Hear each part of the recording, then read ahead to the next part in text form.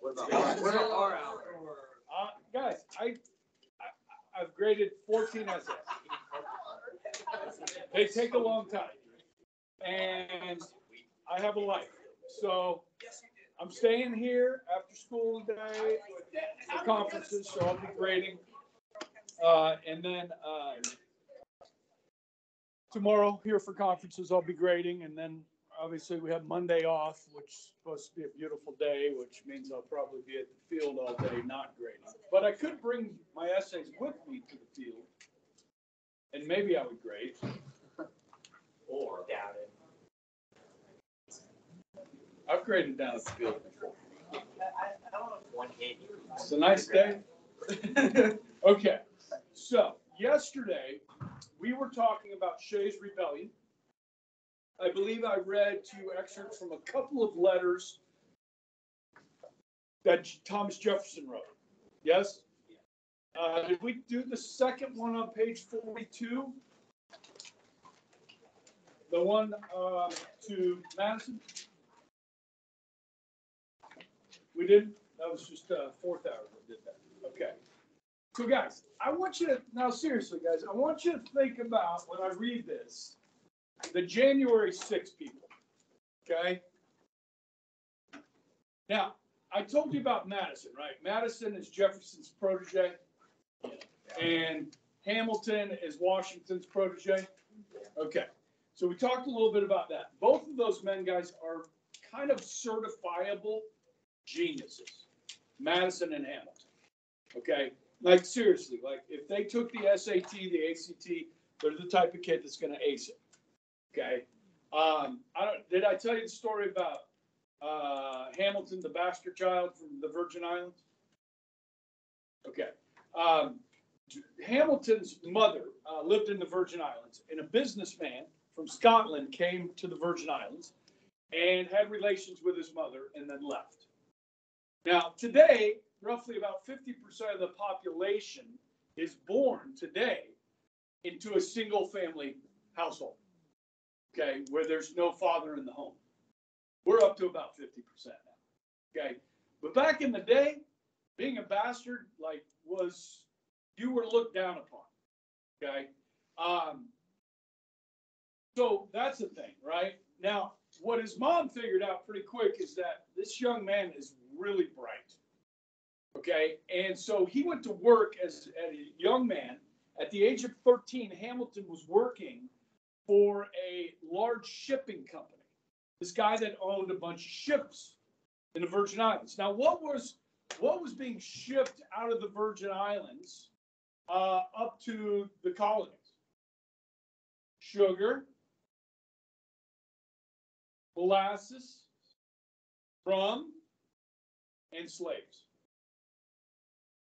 Okay, my wife and I did a cruise our family did a cruise a few years ago, and we were down, really down in the Caribbean, Barbados, St. Nevis, and they pointed to an island. We were on one of the islands, and they pointed to an island across the way. It was a small island, but it used to be a slave island. Okay, where they'd bring the slaves over there first and then transport them to the colonies. So this guy that owned the shipping company had a lot of faith in Alexander Hamilton. At the age of 13, this guy left and went to Europe for 6 months, leaving his shipping company in the hands of a 13-year-old. When he returned from Europe, the company was being run more efficiently than when he left. So this guy and some other businessmen sponsored Alexander Hamilton, paid for him to come to the colonies to go to college, to be educated, because they knew he was really bright. So Hamilton shows up at William and Mary and says, I want to be a lawyer. Now, I don't know if you guys know this. You used to be able to go directly to law school. You didn't need an undergraduate degree. Like medical school, now you got to have an undergrad in something like biology. You want to be a lawyer, get an undergrad in history or political science or something like that, and then you go to law school. Harry Truman was one of our only presidents not to have a bachelor's degree, because he just had a law degree. He didn't have a bachelor's degree.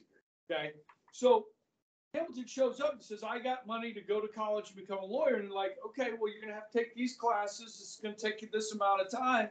And he's like, "No. Give me the books. I'll pay for the books. Give me the books."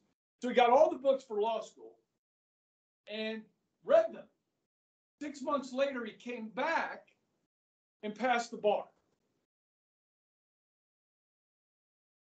When he joined the Continental Army, when the Revolution started, he read a couple of books on artillery, and he's like, "Oh, I know how to do this," and so he's very effective. And of course, Washington is brought to his attention, and Hamilton's brought to Washington's attention, and next thing you know, he's working as an aide de camp for the general.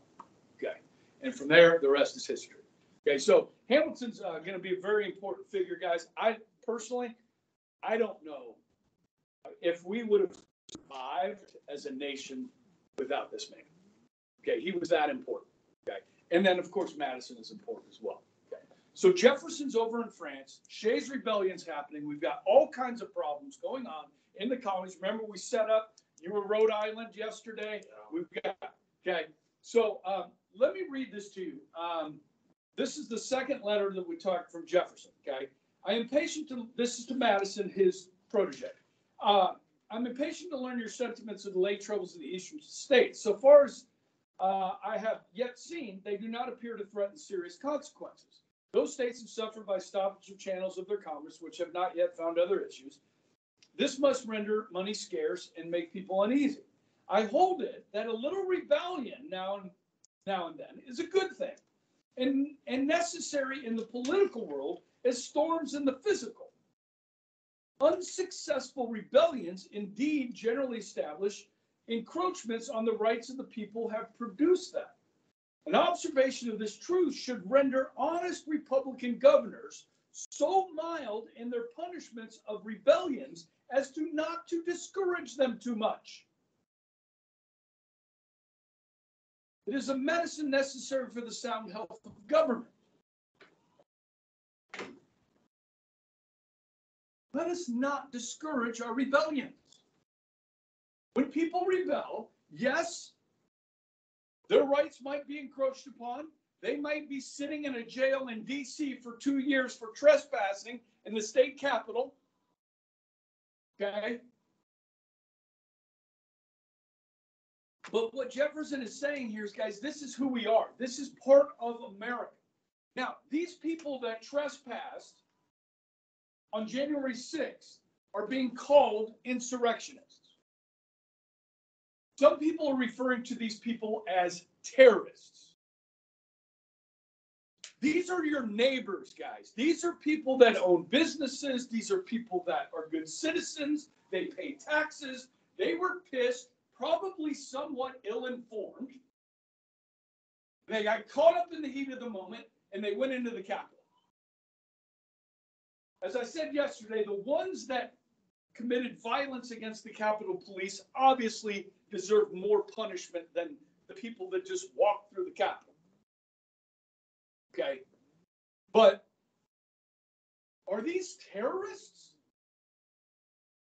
Because if they are, so are the guys that dressed up as Mohawk Indians and threw chests of tea into the Boston Harbor.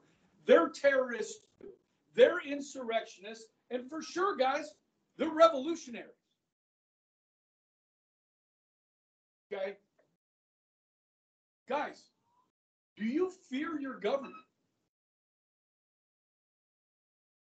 Ronald Reagan asked that question when he was running for president in 1980. He asked the American people, do you fear your government? And then he went on to say, I actually do fear my government. Okay? And we have to be able to remind them who's in charge. The first 3 letters of the Constitution, who's in charge? We are. We elect them to make decisions for us. We don't elect them to rule over us. Like we're a bunch of, serfs and they're our masters. No. Okay? And so, guys, we've lost our masculinity in this.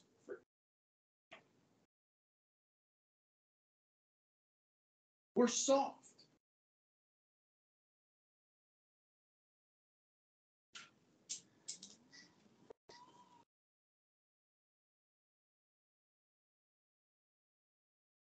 I know this is unpopular to say, guys, okay, but it's what I see. And we have to look at history to help guide us in the future. Yes, January 6th was wrong. Yes, people should be punished. But how much? Okay. All right, moving on. When's the last time you read the father of your country, a letter from the father of your country? Have you ever read a letter from the father of your country? Now, I don't want to put you guys to sleep. So if you would follow along at the bottom of page 42, it's easier to stay awake. Okay? Now, George Washington is of average intelligence. Okay? So these are words from a person of average intelligence in 1786. Now remember, the sacrifices that George Washington made over the previous 8 years, he's seen crumble before his eyes. Okay? So, let's read from this. Washington is a lot more concerned, by the way, than Jefferson is. Okay? Let us look at our national character into things beyond the present period. No morn ever dawned more favorable than our day. No day was ever more clouded than present. He's using exclamation points. Does your English teacher tell you not to use exclamation points? They don't? They don't teach you that? Oh, okay. I was kind of told when I was like, you don't use those, like when you're writing. I don't know. I mean, that's the only time you would use them, I guess. But like, don't overuse or I don't know. Maybe I had a different English teacher. Okay. Wisdom and good examples are necessary at this time to rescue the political machine from the impending storm. Virginia now has the opportunity to set the ladder and has enough of the former, I hope, to take the lead in promoting this great and arduous work. Without some alteration to our political creed, what is our political creed at this point? Without some alteration, the superstructure, which had been 7 years raising at the expense of much blood and treasure, must fall. We are fast verging on anarchy and confusion, exclamation point. A letter which I just received from General Knox is replete with melancholy information of the temper and designs of a considerable part of that people. Among other things, he says, their creed is this, that the property of the United States has been protected from the confiscation of Britain by the joint exertions of all, and therefore ought to be the common property of all. These people been reading Rousseau or what? Okay. And he that attempts opposition to his creed is the enemy of equity. Oh, we didn't know that word. Equity and justice, and ought to be swept from the face of the earth. Again, they're determined to annihilate all debts, public and private, and have agrarian laws which are easily affected by means of unfounded paper money, which shall be a tender in all cases whatever. He adds the number of these people amount in Massachusetts about 1/5 part of several populous counties, and to them may be collected people of similar sentiments from the states of Rhode Island, Connecticut, New Hampshire, so as to constitute a body of 12 or 15,000 desperate and unprincipled men. They are chiefly of the young and active part of the community. Sounds like the making of a revolution. Another one. Now we turn the page, and this is some good stuff from Washington, okay? Before I read this, in this book by Chernow, Hamilton, okay, there's a couple things that will help add to this. One, money problems pervaded all others under the Articles of Confederation. America was virtually bankrupt. as the federal government and state governments found it impossible to retire gargantuan debt inherited from the revolution. European securities exchanges, like their stock markets, investors expressed skepticism about America's survival by trading our securities at a small fraction of their face value. Like, the fate of America was suspended by a hair. That was Gouverneur Morris, okay, that said that. Now, back to Washington. How melancholy is this reflection? In so short a space, we should have made such large strides towards fulfilling the prediction of our transatlantic foes. Leave them to themselves, and their government will soon dissolve. So, guys, in Europe, remember, guys, this has never been done before. Like, people started a country from scratch like this, with a social contract from scratch. And they're looking at us over here on this side of the Atlantic and saying, those people think they can govern themselves? I mean, seriously, they think they can make this work? No, they're going to fail. Just give them time. They're going to fail. And Washington's saying, yeah, we're proving them right. Okay? We're proving them right. We're failing. Okay? So he says, will not the wise and good strive hard to avert this evil, or will their supineness suffer ignorance? And the arts, I love this line, and the arts of self-interested, designing disaffected and desperate characters to involve this rising empire in wretchedness and contempt. You want to describe somebody, like you don't like, you're self-interested, designing disaffected and desperate character. What stronger evidence can be given the want of energy in our governments than these disorders? If there exists not a power to check them, what security has a man of life, liberty, or property? To you, I'm sure I need not add aught on this subject, the consequences of a lax, inefficient government that are too obvious to be dwelt on. 13 sovereignties pulling against each other, all tugging at the federal head, will soon bring ruin on the whole. Here we go.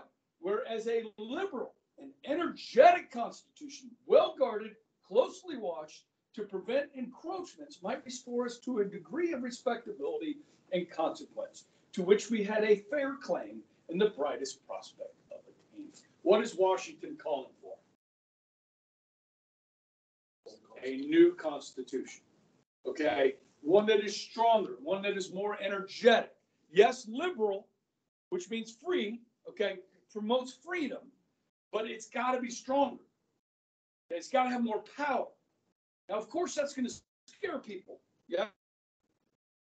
Okay? But this is George Washington. So if George Washington is calling for this, people are listening, okay? So you've got the younger group, Madison and Hamilton, they agree. Okay, this younger group is coming in, okay? So, what I was just doing right there, guys, and I apologize that it took so long and I read so much to you, but it is proving to you the necessity for this new Constitution, okay? And the fact that the Articles of Confederation just didn't have the strength and backbone to govern a nation so large, okay? So, I got some notes coming up. These are notes that I use for my regular class. I'll just kind of help you out a little bit. Are you going to, oh, my computer's locked. Not a ton of notes today, guys.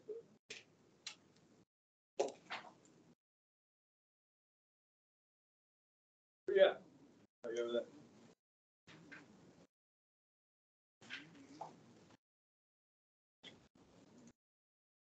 Okay, so you'd start here where it says Constitutional Convention. Is that thing just looking at you guys? Okay. There you go, Tyler. Okay, so the Constitutional Convention, May 25th through September 17th. Okay, it's about 3 months. it turns out to be the hottest summer in decades. In what city are they going to be in? Philadelphia. What's the name of the building they're in? Independence Hall, which used to be called, before they signed the Declaration in there, Carpenter's Hall. Okay? Now it's Independence Hall. Okay? Now, 55 delegates from all 13 states. Now, some of these are the old crew, right? 8 had signed the Declaration of Independence. 7 had been to the First Continental Congress. 7 of them are the governors of their states, which means you're sending your governor away for 3 months. That should tell you how important this convention is, okay? Guys, this is one of the most important periods in our history, these 3 months, okay? Now, guys, I'm going to add a few things in with these notes, okay? So, about these 55 delegates, the average age was 42. 31 of the 55 attended college.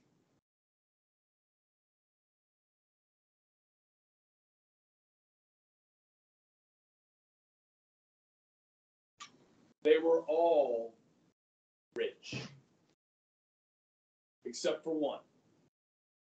They invited a farmer named William Few, who was of few resources.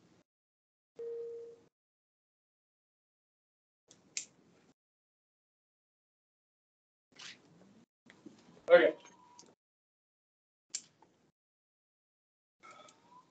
Philosophically, these men have read the same philosophers and so forth. They all generally agree that democracy, direct democracy, is the wrong way to go. Okay, the mobocracy. They all feel, when they get in this room, the goal is to change the Articles of Confederation, to fix it. But then they soon realize they need to scrap it and start over from scratch. Okay. But they do agree on this, guys. If they're going to create a stronger government, they need to be able to block vice with vice. Okay. Or another way of putting this is create a system of mutual frustration. Say that again. A system of mutual frustration. Joe Biden is about to be frustrated because the stuff he wants to pass through Congress will not be passed through Congress because the Republican Party controls the House. The Republican House of Representatives is going to be frustrated because they can pass a piece of legislation, send it over to the Senate, and it won't be passed there. And even if it is, the president may veto it. Congress could be frustrated as a whole if laws that they pass get overturned by the Supreme Court as being unconstitutional. And so could governors and president be frustrated by the Supreme Court saying their actions are unconstitutional. It's a very frustrating thing. Gridlock in Washington, D.C. Now, for some, like me, I think gridlock is a great thing. Because if they're not passing new laws, they're not spending more money. And we're already 31. Guys, they're projecting $22 trillion of new debt in the next 10 years. 22. Did you hear me? In the next 10 years. Now, you guys are going to be the voters of the future. Okay? So when I talk about train derailment in Ohio, everybody should know about that. Or the one that just happened in Arizona yesterday, yes, with toxic chemicals. Got some head shakers. All right. So look, guys, I mean, you're going to have to determine who we elect and so forth and what path we go on, okay? But it is a mutually frustrating system. As Churchill said, the worst form of government ever contrived by man. Except for all the rest. Okay, so there you have it. Okay, now, who's there and who's not? Ben Franklin is still alive. Okay, he way outlives, the life expectancy of the day. So yes, Brother Ben will be there. Okay, George Washington is going to show up. Okay, he's obviously concerned. Now, it's 1787. Washington fought from 1775 to 1783 for 8 years. Washington helped defeat the greatest army and navy on the planet. He's not just a hero, guys. He's almost like a god. Okay, so when Washington walks in the room, now these people, these 8 people, they know Washington. These people, they know Washington. Okay, but a lot of the younger crowd, they don't know Washington. They haven't met Washington. So it'd be like this, guys. If LeBron James walked in the room right now, most of the jaws in this room would just drop. Like,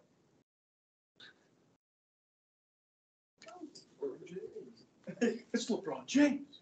Okay, you'd be looking at each other going, look, George Washington walks in the room. That's what these guys are doing. You understand? Like, okay. I'm not kidding. Like, so Hamilton, who is his protege, will be there. Who's not there? Obviously, Jefferson is not there. Okay. While I'm talking about Washington, I want to share a new vocabulary word with you. Maybe you've had it before or not. Okay. It's a word called gravitas.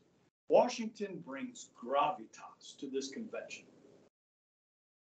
You heard that before? Gravitas? Yes? You have? I don't know exactly.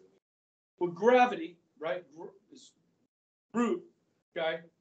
Mass, weight, influence, okay? Now, I'm telling you this word for a reason, okay? This is a political science class, okay? We studied some modern politics. We'll talk about modern politics a little bit. But in the year 2000, George W. Bush, the governor of Texas, was running for president, okay? And he hired this guy named Dick Cheney to look for his running mate. Like, I need to find a good running mate to be my vice president. Okay, so he hired Dick Cheney to go interview people and say, hey, what would you be a good fit to work with George Bush? Well, after his search for a vice president, Dick Cheney realized that it was actually Dick Cheney was the right man for the job.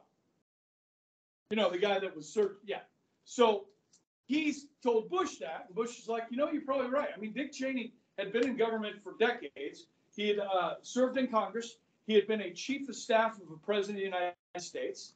Okay. He had also been a secretary of state. And so wealth of background. Okay. So Bush announces Dick Cheney's going to be his running mate. Okay. CBS News.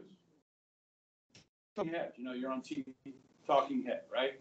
Says Dick Cheney brings gravitas to the Bush ticket. 15 minutes later, on Fox News, Dick Cheney brings gravitas to the Bush ticket. NBC, 10 minutes later, gravitas. CNN, gravitas. MSNBC, gravitas. Saturday Night Live, gravitas. Okay, so it just became this word that nobody had ever used before, and now everybody was using. Okay, that was 23 years ago. And now you're introduced to it because you're in a political science class. So if you ever hear somebody, gravitas, yeah, I know what you're talking about. You're welcome.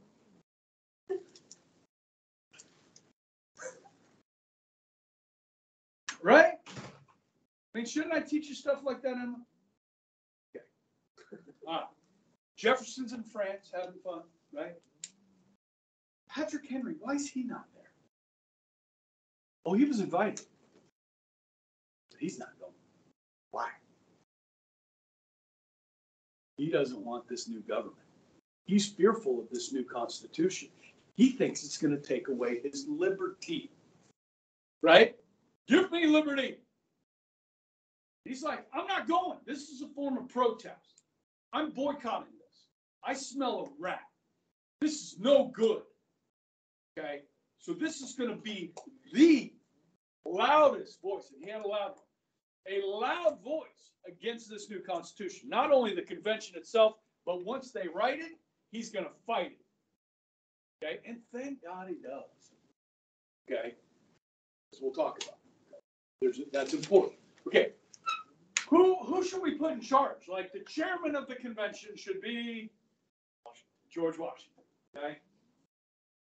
And then Madison, now they don't call him the father of the Constitution in 1787. That comes later, you know. Oh, here comes the father of the Constitution. We haven't even written it yet.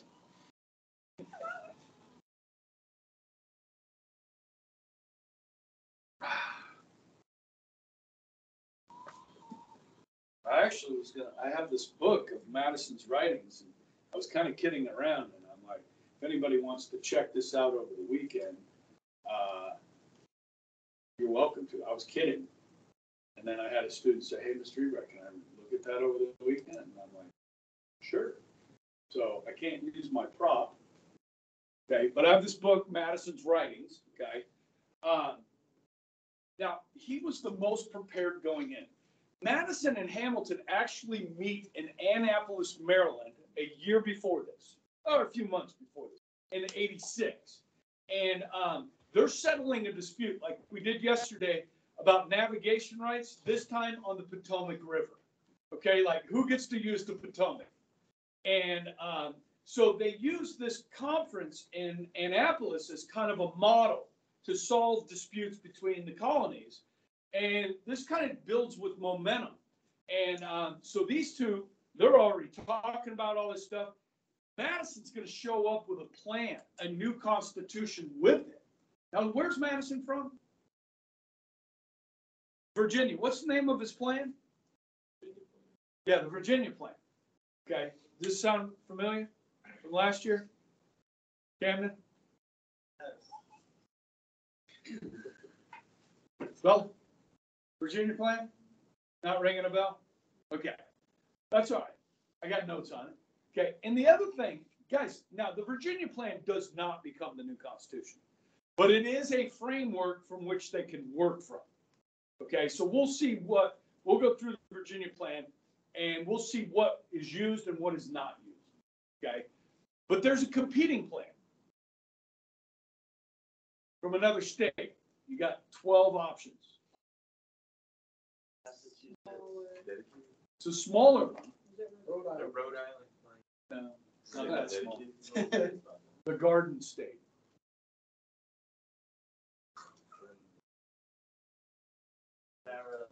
No. No. South Carolina. No. Georgia. Nice. New Jersey. The New Jersey plan. Remember that? Virginia, New Jersey? Okay. Now, those being the notes later. Okay. When Madison has the Virginia plan introduced, he doesn't read it. He has one of his other delegates from Virginia, Edmund Randolph, reads it to the delegation. And Madison sits back and he reads the room. Like, how are people reacting to this? And then he starts taking notes of the debate, okay, going on. So it's those notes that we have from Madison that put context, give us context to what the Constitution means. So, guys, this document is very short. The Constitution is short, it's broad. So the debate that was taking place over this, what they agreed to, what they disagreed to.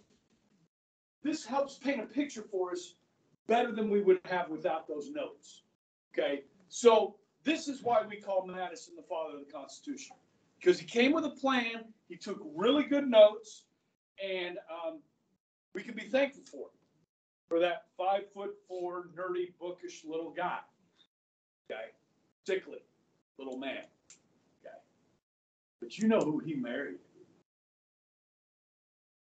James Madison married. James Madison married Dolly Madison. Oh, you guys, I thought everybody knew about Dolly Madison. You? Is she cute? So he's this little nerd, right? Okay. Yeah. She is a large woman. She is vivacious. She is bubbly. She is very social. She loves to host parties. Okay, she's got her pulse on the social scene in DC. You know what I mean? Like, she's a party girl. And she loves her little James Madison. Okay? They're complete opposites. Okay? It's a fantastic story if you read about it. And I'll show you a video they talk about it. Okay? But yeah, they're like really different people. Okay? Like, Madison is very bookish. Okay? And she is vivacious. You got a picture of her? Yeah. Who? Yeah. Okay. Yeah.